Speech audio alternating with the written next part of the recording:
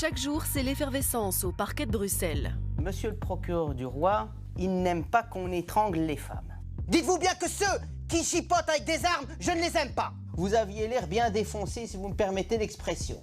Le service de la permanence est toujours sous pression. Les magistrats n'ont que 48 heures pour auditionner les prévenus arrêtés dans la capitale. Quand on a un pistolet, on sent homme, quoi, on se sent costaud. Et dites-vous bien que monsieur le procureur du roi, il a votre avenir entre les mains. Doivent-ils les libérer après un simple avertissement? Vous avez encore des chances de sortir libre, si maintenant je le décide. Leur proposer une médiation pour régler leurs problèmes? Et qu'est-ce qu'on fait maintenant, monsieur? Ou les convoquer devant un tribunal pour être jugés? Que je signe sur un morceau de papier, votre avenir est fini. Je n'ai pas envie de m'énerver, mais je le ferai si vous m'y poussez. Qui est-ce qui vous a autorisé à prendre une arme avec vous, avec des cartouches? Johanna vient d'être arrêtée, c'est le procureur Yacine Selika qui se charge de son audition. Donc madame, pour que ce soit clair et pour éviter que je ne m'énerve... Pourquoi? Taisez-vous! Je vais vous dire madame, pour que ce soit clair, c'est une audition devant un magistrat ici. C'est pas une conversation de café. Parce que si maintenant vous commencez à faire un peu trop la mariole, que vous commencez à m'interrompre tout le temps, moi je ferme mon dossier, j'arrête tout, je signe sur un morceau de papier, instruction, mandat d'arrêt, prison. J'aime bien mettre les choses à plat dès le départ. Et j'aime pas tourner autour du pot. Est-ce que c'est clair, madame? Oui. Alors, madame, vous êtes là parce qu'on vous a retrouvé hier vers 10 h du matin à Ribeaucourt, véritable souk à ciel ouvert pour tout ce qui est drogue, et en particulier drogue dure et méthadone. Et on vous retrouve sur place. La police vous observe parce qu'ils ont, comme qui dirait, ont l'habitude de vous voir là-bas. Et à un moment, ils vous voient, je cite, « Nous constatons qu'une dame est présente sur place, elle est très nerveuse et crie à un homme de la suivre. Et au moment où nous dépassons l'homme et la femme, l'homme donne à la femme un billet de 10 € avec la main droite et récupère de la dame un objet blanc dans sa main gauche. » Donc en gros, la police a constaté et a vu. Taisez-vous! Elle a vu un deal entre vous et un monsieur. Johanna a été prise en flagrant délit de vente d'héroïne dans la station de métro Ribeaucourt, située dans la commune de Molenbeek, endroit bien connu des toxicomanes. Qu'est-ce que vous avez à dire par rapport aux constatations des policiers? Ils ont peut-être vu un deal entre moi et l'acheteur, enfin entre moi et la personne, mais moi je leur ai déjà expliqué que je fume de l'herbe. Le monsieur qui a été arrêté en même temps que vous, sur lui on retrouve de l'héroïne. Et il dit que c'est vous qui lui avez vendu plutôt. Moi je fume de l'herbe et de l'héroïne, oui. Est-ce que ce monsieur vous a donné 10 € et vous en échange, est-ce que vous lui avez donné cette petite boulette d'héroïne ou pas? Ouais. Parce que j'ai besoin d'argent, Laissez-moi deviner, c'est la première fois que vous faisiez ça? Ouais. Oui. Vous n'aviez jamais fait ce genre de transaction avant? Non, je fais pas ça. Je fume, je me débrouille, mais je fais pas, je vends pas quoi. Je vends pas. Donc en gros, vous avez fait ce deal-là hier, et manque de bol, il fallait que ce soit le moment où des policiers vous observaient, quoi. Ah, je sais pas. Donc vous êtes là et vous baladez, vous trimballez souvent à Ribeaucourt ou... Non, j'ai voulu faire plaisir à une personne, mais j'ai oublié que moi j'avais un rendez-vous chez le médecin. Je lui ai vendu ma boulette que je devais garder pour moi. Et vous voilà. avez voulu faire plaisir à cette Ouais, personne? voilà. Parce que vous êtes gentil comme tout. Voilà. C'est cette personne qui vous a dit « S'il te plaît, dépanne-moi ». C'est lui qui vous a interpellé dans la rue. Ouais, c'est lui qui m'a interpellé dans la Et vous le connaissiez, ce type? Enfin, je le connais, et apparemment il habite pas loin de chez moi, quoi. Il habite pas loin de chez moi, c'est Quoi, c'est un copain ou... Ouais, un copain. C'est une connaissance ou quoi? Enfin, c'est une connaissance comme ça, pas... Enfin, un petit paumé, quoi. Et vous qualifieriez comme paumé aussi? Non, pas vraiment. Mais bon. Je vais vous lire son audition. Ah. Et ce que dit l'acheteur: « Je me suis rendu parvis Saint-Jean-Baptiste où j'ai été abordé par une femme. » Ah. Taisez-vous! Trouvez ça rigolo? Moi, ça me fait pas rire, madame. Non, je sais. Ça me fait absolument pas rire. Celle-ci m'a immédiatement demandé si je cherchais quelque chose. J'ai répondu oui. Elle m'a alors montré une boulette dans un papier blanc que j'ai regardé. Je lui ai tendu un billet de 10 €. Je ne savais pas qu'elle vendait des stupéfiants. Je l'ai su... Je l'ai su lorsqu'elle m'a interpellé. Donc voilà, donc lui, l'acheteur, il dit que c'est vous qui avez fait les démarches. D'abord, tenez-vous convenablement. Vous n'êtes pas dans votre salon ici. Non, mais j'arrive. Vous êtes dans mon bureau. Oui, bien sûr. Oui, ben moi, je vous auditionne pas comme ça. Et d'ailleurs, je peux même pas le faire. C'est vrai, effectivement, qu'il m'a demandé s'il n'y avait pas moyen de trouver quelqu'un ou quelque chose ou quoi. Et c'est moi, je lui ai présenté, enfin, j'avais une boulette et je lui ai montré, quoi. Je lui ai proposé ma boulette. Voilà, celle que je devais garder pour moi, quoi. Et donc, vous confirmez que vous n'êtes pas Non. une dealeuse, quelque chose là, c'était exceptionnel. Quoi. Non, je n'ai jamais eu de problème de ce côté-là. Je ne me suis jamais fait contrôler par rapport à ça, rien, jamais. Ben, c'est déjà assez pour vous foutre 5 ans en prison. Hein. Avec quoi? Avec ceci? Avec ça, oui. C'est de la vente de stupéfiants. Ça fait pas 1 gramme. Même. Je sais pas, je connais pas la loi. Ben, je vous le dis. Et en plus, il y a une amende qui peut aller de 8 000 à 800 000 €. Vous rigolerez moins quand vous recevrez la facture. Ah oui, ça je m'en doute. Oui. Et parlez-moi un peu de votre consommation, madame. Consommez depuis quand? Moi, j'ai 50 ans. Donc, je fume facilement plus de 25 ans. Facilement. Et vous prenez de la méthadone, vous êtes sous méthadone. Je suis traitée par un médecin. Ça fait partie de votre traitement de vous trimballer à Ribeaucourt et acheter de la... Non, pas souvent. Non, pas souvent. Non, est-ce que ça fait partie de votre traitement? Ah non, ça non. J'espère que vous ne faites pas comme certains qui se font prescrire de la méthadone, qui gardent la moitié pour eux et l'autre moitié qui vont la liquider à Ribeaucourt. Non, c'est pas mon truc à moi, ça. Votre budget défonce par mois, c'est combien? Ah, mon budget des fonds, j'en ai pas. Environ. Allez, pour un mois, allez, je vais faire 50 En moyenne, hein, moi je dis en moyenne. Ah, 50 € peut-être, je sais pas. C'est pas la première fois que vous avez des problèmes avec la justice. Johanna reste sur ses positions, elle n'est pas dealeuse. Son casier judiciaire est déjà bien fourni, mais elle n'a effectivement jamais été condamnée pour vente de stupéfiants. En 88, madame, vous avez été condamnée à 2 ans pour un vol avec violence, la nuit, avec arme, tentative d'extorsion. Avec arme? Oui, taisez-vous. Je vous ai dit, ne m'interrompez pas quand je parle. Moi, ce que je fais, c'est juste lire votre casier judiciaire. Je n'invente rien, je ne suce rien de mon pouce. Je prends ce qui est écrit dans votre casier judiciaire. Donc si je dis c'est vol avec arme, c'est que vous avez été condamné pour vol avec arme. Alors j'ai pas besoin de vos commentaires. En 92, un nouveau vol, 8 mois de prison. 95, de nouveau des vols, stupéfiants, détention sans autorisation, usage de stupéfiants en groupe, 10 mois avec un sursis de 3 ans. Et enfin, dernière condamnation en 2011, madame, à une peine de travail pour des vols. Donc quoi maintenant, madame? Qu'est-ce qu'il faut que je fasse avec vous? C'est quoi vos projets d'avenir? C'est d'essayer d'aller mieux. Aller mieux, je veux bien, mais qu'est-ce que vous voulez? Qu'est-ce que vous allez faire pour ça? De continuer mes traitements en tout cas. J'ai l'impression que si je vous libère maintenant, la première chose que vous ferez, c'est d'aller parader à Ribeaucourt en disant je l'ai bien arnaqué ce pauvre con. Non, j'ai d'autres trucs à faire. J'ai un médecin conseil à aller voir. J'avais rendez-vous chez mon médecin hier, j'ai pas pu y aller puisqu'on m'a arrêté. Bah, c'est à cause de qui? C'est à cause de la police ou à cause de vous? À cause de moi, à cause de... Ah bah voilà. Hein. Bon, madame, ce que je vais faire avec vous, c'est que je vais couper la poire en deux. C'est que je vais vous libérer, madame. Johanna repart finalement libre, mais elle devra comparaître devant le tribunal correctionnel de Bruxelles pour vente de stupéfiants. Nous la retrouverons plus tard face au juge Luc Hénard.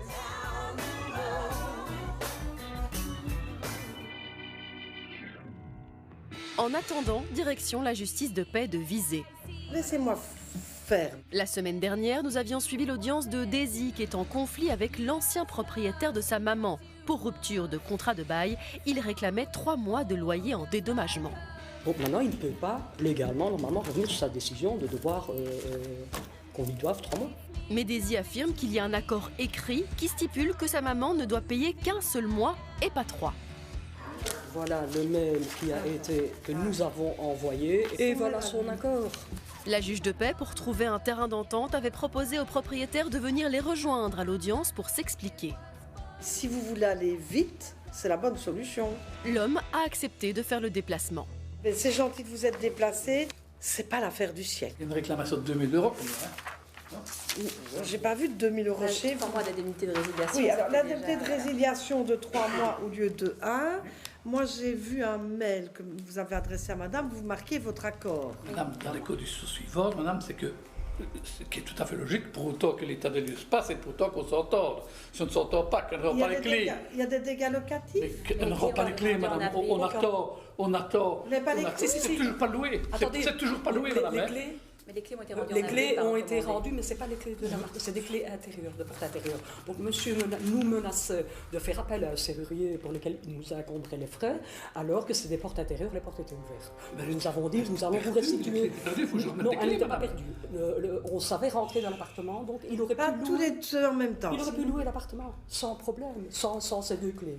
Et sans cette pile, bien sûr. Donc, qu'est-ce qui manquait comme clé exactement? Il manquait 3 clés. Lesquelles? C'était 3 clés de l'intérieur, des portes intérieures de la maison, madame. Voilà, il y a 10 portes dans la maison. Et quand je loue une maison avec 10 clés, je peux récupérer une maison C'était avec des clés comment, monsieur? Des clés de sécurité ou des clés normales? Non, des clés normales, madame. Mais je ne sais pas des Des clés clés de sécurité. normales, ça ne vaut pas grand-chose. Non, madame, si je ne les ai pas, je ne sais. Si je n'ai pas les clés, quelqu'un peut rentrer dans la maison. Non. Monsieur, d'accord. Donc, vous avez dû remplacer 3 clés. Elle nous a renvoyés. C'est nous qui avons renvoyé. En attendant, je réclamais 10 fois les clés. Je dis, mais Elles sont parties quand, la dame? Elle est partie quand? Elle est partie en maison d'or pour le 15 février, voilà. L'état des lieux de sortie a été fait quand? Le 10 mars. Le 10 mars. Ok. Donc, les loyers ont été payés jusque mars inclus. Oui. Ce problème de 3 clés qui ont été restituées avec un peu de retard. Oui. Mais ça ne justifie pas qu'on vienne sur un... Parce que remontrez-moi un peu le mail que vous avez. Oui, madame, quand elle me dit, moi, madame, je marque accord oral au départ, je suis d'accord, madame, pour dire que je ne réclamerai qu'un mois d'indemnité. Mais pour autant que l'état des lieux soit correct, pour autant qu'on s'entende et pour autant que l'on parle en justice, voyez-vous. Monsieur, écoutez-moi un peu. Le 18 février, vous adressez un mail. Comme convenu, je marque mon accord avec les termes du mail que vous m'avez envoyé. Oui. Je vous donne même une semaine de plus pour vider les lieux. Vous ne mettez aucune condition dans votre accord. Je ne veux pas préjuger, monsieur, mais c'est un accord sans condition. Je pense que malheureusement, la position de votre adversaire est un peu meilleure que la vôtre. D'accord. Daisy a raison, le propriétaire avait bien donné son accord pour un seul mois de loyer d'indemnité pour rupture de bail au lieu des 3 mois prévus dans la loi. Mais il réclame aussi les frais d'entretien de la chaudière et des factures d'eau impayées. La juge propose alors que sur les 1 300 € de la garantie locative, Daisy en garde 1 000 et laisse 300 € au propriétaire. Le prix de la tranquillité. C'est bon.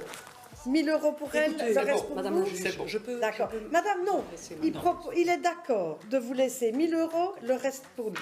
Moi, je pense que c'est vraiment une bonne solution. Oui, d'accord. On est d'accord? Écoutez, je vais être conciliante. Écoutez, depuis le début, on a Si on essayé est de d'accord, s'arranger à la écoutez, main. madame, si on est d'accord, Oui. si vous êtes tous les deux d'accord, et j'entends monsieur derrière, C'est qui? mon frère. Venez, monsieur. C'est mon frère. Venez. Mon frère. Allez, plus on est, mieux c'est. Mais nous sommes d'accord, hein, mais je voulais... Madame le juge a dit d'accord. Oui, on est d'accord. Tranquille. On est d'accord. Mais ce que je veux quand même soulever, c'est le fait que durant autant d'années, depuis 2010 que maman habitait là, elle a toujours payé son loyer à temps et à heure. Oui, mais et c'est pas il reproché. réclamait, il a réclamé... Madame, exorbitant. madame, votre frère est plus raisonnable. S'il y a un accord, c'est un accord, s'il y a un c'est bon. accord, on ne discute plus parce qu'autrement, si on recommence à discuter, on va faire péter l'accord. Je connais. Voilà, c'est ça. Hein, on va faire exploser l'accord. Il y a un effort de chacun. Voilà, c'est tout. On ne s'apprécie pas, on ne s'aimera jamais, on ne prendra pas l'apéro ensemble. On reprend chacun sa tranquillité. Chacun sa tranquillité. Alors, Je ne suis pas... accord des parties pour clôturer le litige. Voilà. Finalement, la juge a réussi une fois encore à trouver un accord qui satisfait les deux parties. Madame la juge, cela fait maintenant plusieurs années que vous faites partie de l'équipe de Face au juge. Finalement, pourquoi avoir accepté de participer à cette émission? J'avais vraiment le souhait d'expliquer un peu aux gens la justice, l'approche de la justice, pour permettre de démystifier un peu le rôle du juge et montrer aux gens que n'importe qui peut un jour être confronté à une situation qui l'amènera à comparaître devant un juge. Et l'important, c'était que grâce à cette émission, chaque personne puisse être rassurée avant sa comparution devant le juge. C'était ça mon principal objectif. Merci beaucoup Madame la juge pour ces explications. Quitte visé à présent pour rejoindre le tribunal de police à Verviers. À Verviers, c'est le tribunal de police qui ne désemplit pas. C'est pas grave. C'est pas le roi, donc c'est pas moi qui décide. Boum. Conduite sans permis. Vous savez que vous ne pouvez pas rouler sans permis, vous savez que vous n'en avez pas. Prendre un âne aussi, un cheval. Sans assurance. Vous étiez assuré? Les pépettes que j'ai sorties, il faut me les rendre. Sans plaque d'immatriculation. Je vous envoie pas au Club Med, je vous envoie à Lantin. Sous influence. Je veux dire que vous ne tenez pas non plus l'alcool d'une façon mirobolante. Délit de fuite. Le même prix, c'est à mort. Cause toujours tu m'intéresses. Johnny, lui, connaît bien les tribunaux et cette fois encore, il accumule les infractions. 62 km/h et défaut d'immatriculation. Tout à fait. 62 au lieu de 50, c'est pas la mort de Jésus-Christ, c'est trop. Par contre, 7 fois condamné pour des faits de police que vous n'avez plus droit au sursis, vous. 4 défauts d'assurance et défauts d'immatriculation. Une plaque d'une Citroën sur une Ford. Je me demande d'ailleurs même si vous étiez assuré. Non, je ne crois pas. Je me disais bien. Ça, on ne vous le reproche pas. Vous êtes en train de passer par le chat de l'aiguille. Vous savez ce que c'est le chat de l'aiguille? C'est le petit trou dans lequel on passe le fil. Vous voyez, il est tout petit. Hein? Quand on essaye de passer le fil, parfois c'est difficile. Et plus on vieillit et plus on met le fil à côté du petit trou de l'aiguille. Vous voyez? Eh bien, vous êtes en train de passer par là. Dire que c'est lui le conducteur. Pourquoi? Mais parce que on peut avoir du crédit quand on impute la responsabilité à quelqu'un d'autre, pour autant qu'on donne un tant soit peu d'éléments sur ce quelqu'un d'autre. Or ici, ce que monsieur se contente de dire quand il est auditionné, c'est qu'il n'est que passager du véhicule lors des faits, que le conducteur est le propriétaire de la voiture, mais il ne connaît pas le propriétaire, c'est-à-dire celui qui conduisait. Je pense que monsieur se moque un peu du monde et j'ai l'impression que son casier judiciaire en est une confirmation parce que parfois on retient les leçons mais monsieur n'a pas l'air de les retenir volontiers. Johnny n'a pas pu fournir à la police l'identité du vendeur du véhicule, ce qui est invraisemblable selon le procureur du roi. En plus, Johnny n'a pas le permis. Le procureur réclame 1 400 € d'amende et une déchéance du droit de conduire. Pourquoi achetez-vous un véhicule si vous ne roulez pas et que vous n'avez pas de permis? Parce que j'étais en train de passer là, donc j'étais en train de repasser la licence. Ah, vous achetez d'avance? J'achète, oui, malheureusement, oui, d'avance pour me motiver, on va dire un peu. Donc voilà. Ne pas avoir dépensé vos petits sous pour rien. On peut dire ça. On peut dire ça comme ça. Et le vendeur, vous l'avez trouvé où? Sur Internet? Sur Internet. Ah oui. Sur deuxième main. Vous vous êtes présenté, vous vous êtes rencontrés comment? Il est descendu lui-même avec le véhicule. Oui, il est venu chez vous. Mais malheureusement, lui, ses véhicules, sur ses plaques, il n'y avait pas de cachet gouvernemental à l'arrière. J'ai placé mes plaques... Donc il avait une fausse plaque à l'arrière, quoi. Ben, la personne avait des fausses plaques, oui. Bah oui, pas de cachet, c'est qu'elle était fausse. Tout à fait. Vous connaissez la musique? Oui. Dans un instant, Johnny va-t-il convaincre le tribunal avec ses explications? Ben... Il n'était pas au volant de sa voiture au moment de l'infraction. Et je dois croire tout ça? Non. Vous trouveriez pas ça ahurissant? Si. Vous ne me faites pas de clignement d'œil. Je suis pas votre petite copine. Nous assisterons aussi à l'audition d'Othman. Vous n'êtes pas avec un copain ici. Qui a été interpellé pour vol avec effraction dans des voitures. Vous risquez 5 ans de prison pour ces histoires de culottes. Et nous connaîtrons la peine de Johanna, qui doit se défendre pour vente d'héroïne. La case prison est au bout du chemin. Oui, bien sûr.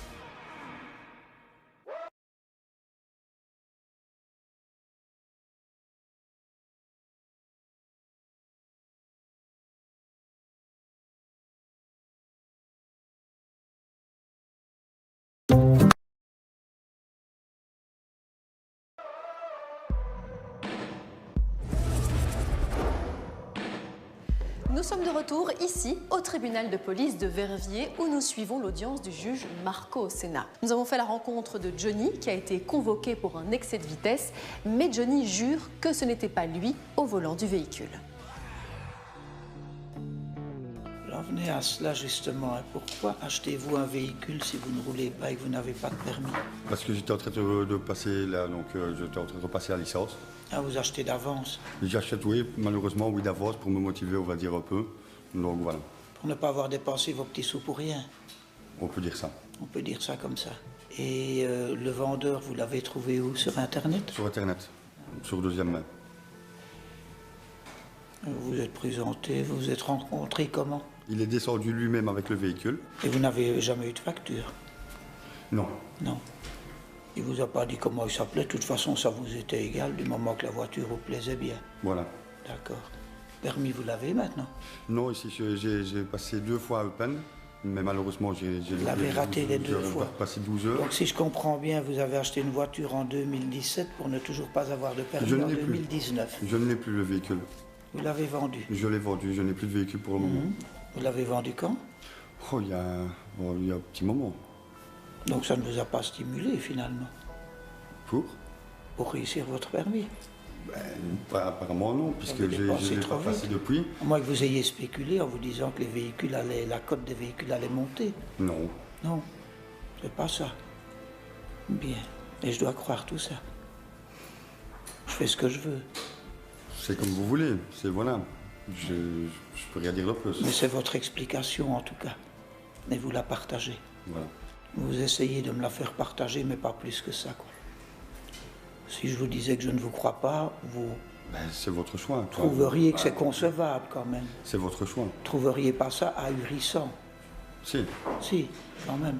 Parce que vous avez une bonne tête et on doit vous faire confiance. Non, certainement pas. Pas à ce point-là? Non. D'accord. Johnny sera finalement condamné à vêtements. Voilà, bonjour monsieur. Et vous ne me faites pas de clignement d'œil. Je ne suis pas votre petite copine, je suis le magistrat qui va vous auditionner. Dites-vous bien que je suis la personne qui ne vaut mieux pas énerver à l'heure où on parle. Règle numéro 1, je suis monsieur le procureur du roi. Donc c'est... Vous n'êtes pas avec un copain ici.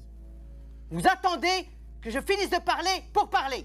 Si vous n'êtes pas d'accord avec ça, monsieur, moi je ferme mon dossier, je signe, vous descendez. Instruction, mandat d'arrêt, prison, vous pouvez être à Saint-Gilles à 16h. C'est ce que vous voulez? Est-ce que c'est ce que vous voulez? Non, monsieur.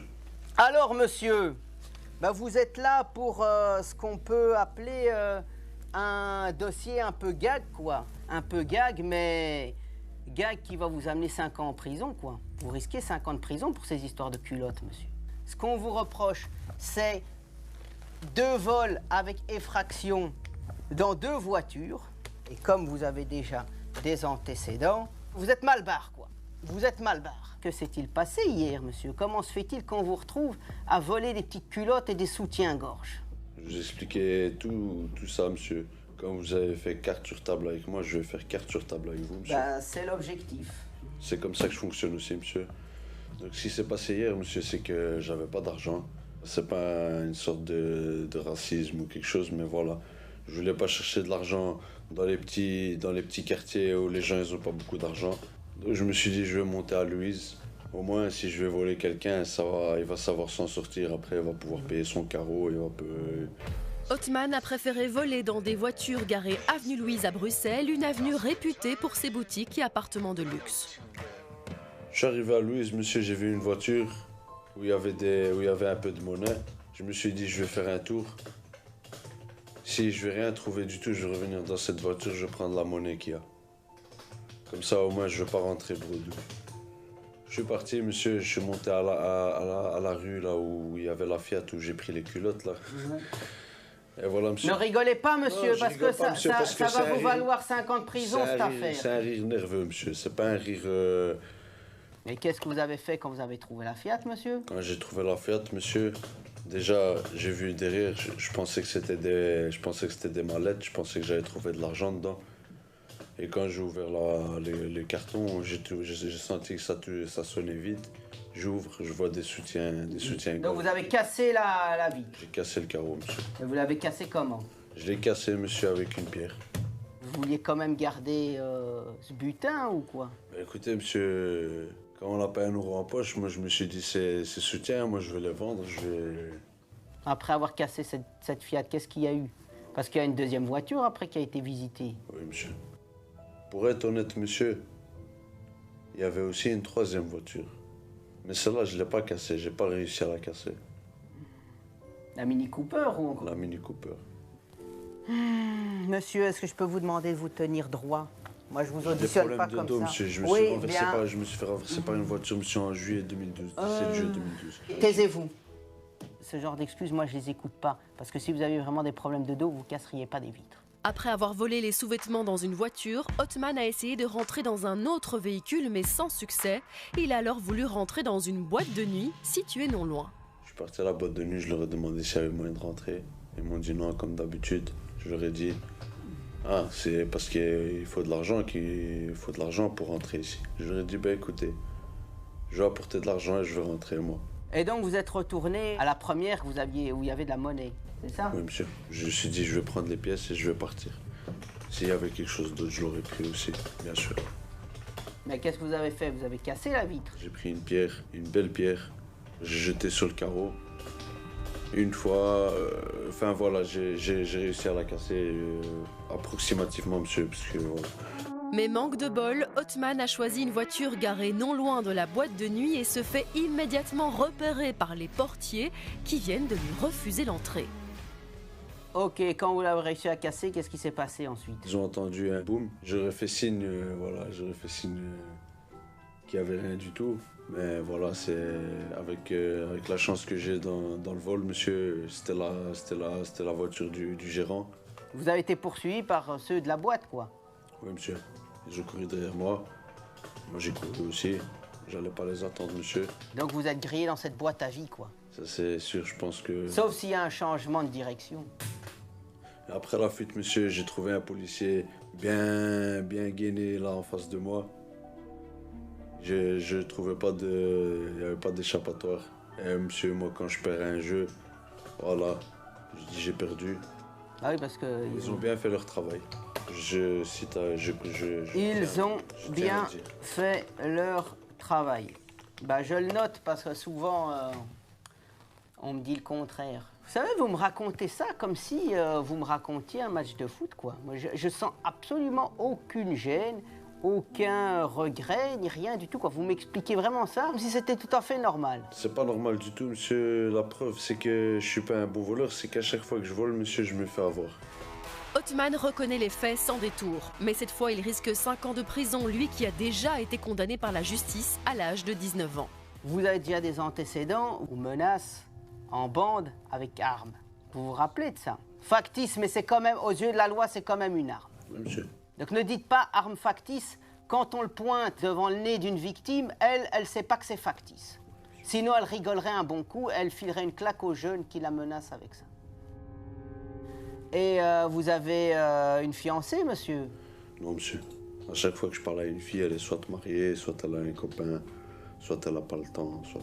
je sais pas. Monsieur.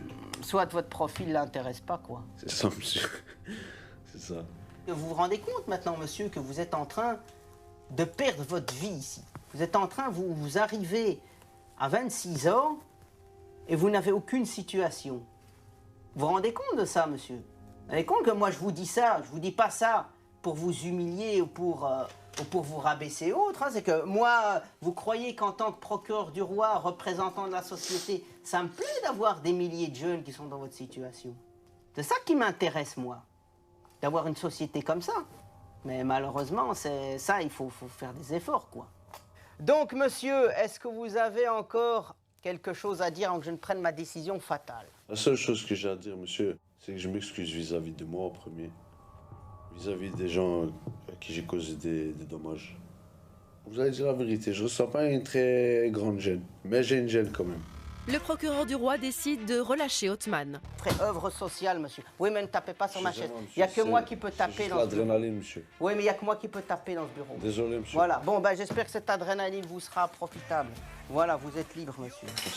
Mais il est renvoyé devant le tribunal correctionnel de Bruxelles pour se défendre. En attendant, nous le retrouvons à la sortie du parquet. Cette situation dans laquelle je suis aujourd'hui, c'est moi qui l'ai cherchée. C'est à moi de m'en sortir et franchement, le problème ne vient pas de la Belgique, le problème il vient de ceux qui nous gouvernent. Ça fait depuis les années 2000 qu'on nous arnaque. Allez voter pour lui, allez voter pour lui, allez voter pour lui. Oui, moi je serai le meilleur, moi je vous porte dans mon cœur, moi ci, moi ça, moi ça. Si vous voulez quelqu'un qui fasse avancer les choses, même je suis prêt à carrément changer. Je suis prêt à aller faire les formations qu'il faut pour devenir échevin ou comme ils font les autres. Mais venir avec des choses vraies, mais parler cru, mais faire des choses vraies. Comment Othman va-t-il se défendre face au juge? Nous le découvrirons dans un instant. Retrouvons justement le juge Luc Hénard au tribunal correctionnel de Bruxelles. Son audience vient de commencer. Vous êtes plus malin qu'il y paraît. Et déjà, les premiers échanges sont musclés. Ça veut dire que le procureur du roi ment. Vous allez prendre, cher monsieur, un autre ton. Le juge est expérimenté. Le vieux juge que je suis. À quelques années de sa retraite, il a quasi tout vu, tout entendu dans son tribunal. Ça commence par un coup et ça se termine par le cimetière. Dans la première partie de l'émission, nous avions suivi l'audition de Johanna. Et j'aime pas tourner autour du pot. Taisez-vous! Johanna avait été arrêtée pour vente de stupéfiants, plus précisément d'héroïne. Ils ont peut-être vu un deal entre moi et l'acheteur. À 50 ans, Johanna admet être une grande consommatrice, mais elle nie être une dealeuse. Donc en gros, la police a constaté et a vu un deal. C'est arrivé juste une fois pour dépanner. Madame, que souhaitez-vous me dire? Je ne conteste pas l'audition au bureau du procureur du roi. Oui, effectivement, j'ai remis en main propre un échange de billets et un échange d'une boulette d'héroïne de 0,24 grammes. Parce que bon, les fins du mois ne sont pas faciles non plus. Et ça m'a permis aussi d'avoir un peu d'argent sur moi. Sinon, c'est vrai que je consomme, mais plutôt beaucoup plus, comment on va dire, de l'herbe. Et j'ai toujours un suivi médical à l'indépendance des drogues. Mais vous êtes consciente, madame, que ce que vous avez fait là, c'est vendre des stupéfiants. Et je suppose que monsieur le procureur du roi vous aura dit quel est l'enjeu. Oui, vous êtes consciente de ce que ça peut signifier? Je me doute. Bien. Et donc, en fait, en raison de votre statut d'invalidité, par définition, vous ne travaillez pas? Non, j'étudie comment je vais dire, par Internet. Je me débrouille et voilà quoi. Sinon, je n'ai pas le droit au travail. Je suis invalide, je ne connais pas la mutuelle, voilà. Vous pouvez vous asseoir, madame. Monsieur le procureur du roi. Je vous remercie, monsieur le président. Alors, bien évidemment, soyons clairs, on fait une perquisition chez madame, on ne retrouve rien, pas de stock, etc. Donc, il est bien évident que madame n'est pas, et mon office ne dit pas qu'elle est, je dirais, une grande vendeuse et que ça donne, je dirais, des trafics d'héroïne pendant, je dirais, depuis de nombreux mois, de nombreuses années. Ce n'est pas le cas ici. Ce qui est particulièrement interpellant, c'est qu'il s'agit, certes, d'un petit paxon, soyons clairs, d'héroïne, mais la substance en tant que telle est excessivement nocive. C'est de la drogue, j'ai coutume de dire, la drogue qui tue. Il suffit d'arpenter certains couloirs de métro pour voir des personnes, même à Bruxelles, qui se comportent comme des zombies parce que totalement addicts et sous l'emprise d'une telle substance. Et que donc, en participant à ça, puisque madame remet un paxon contre de l'argent, elle dit parce que j'ai besoin d'argent, tout le monde a besoin d'argent, mais eh bien ça c'est... touche que 800 € par mois.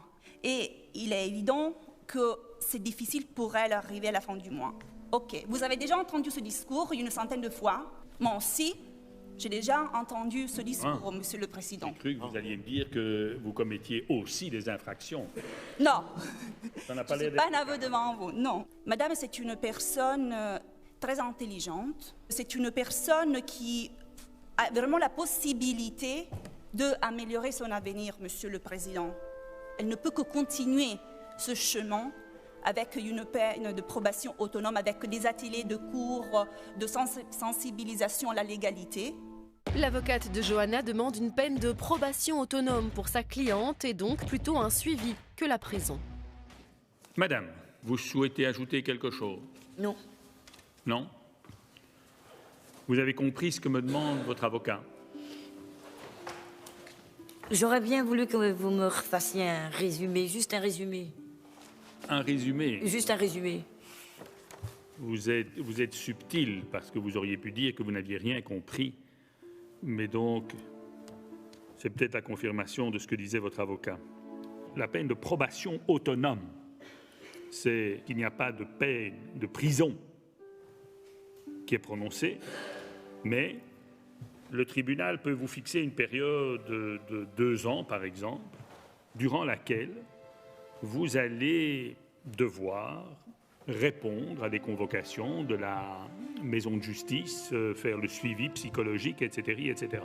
Il pourrait y avoir une peine de prison si vous ne respectez pas le processus, c'est-à-dire les modalités de cette peine de probation autonome.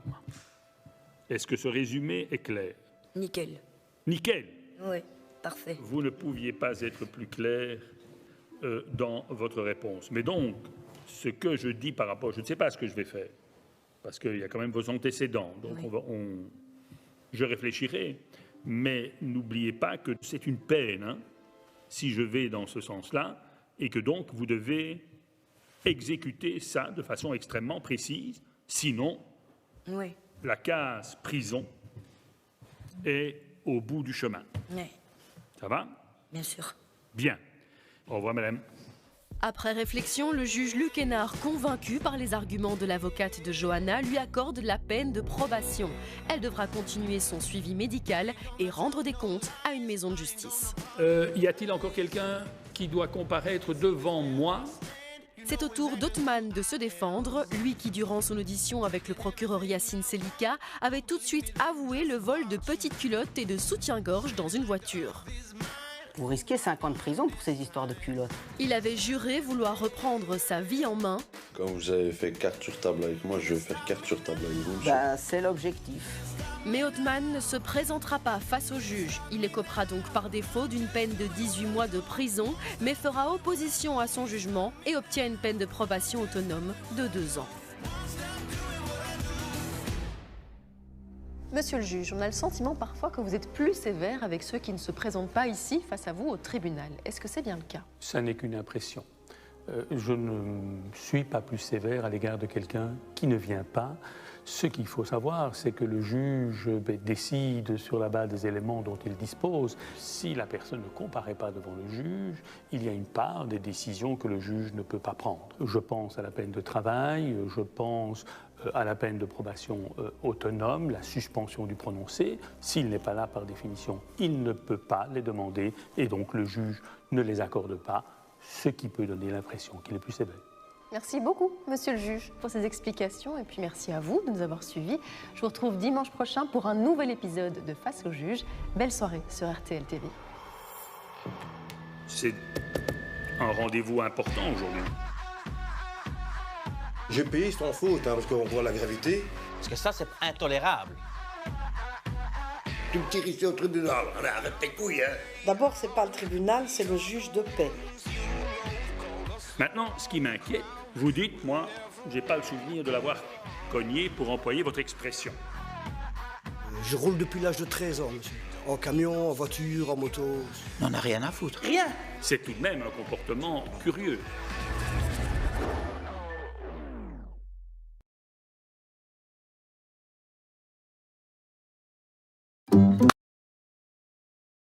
Avec la nouvelle Senseo Select, savourez un café long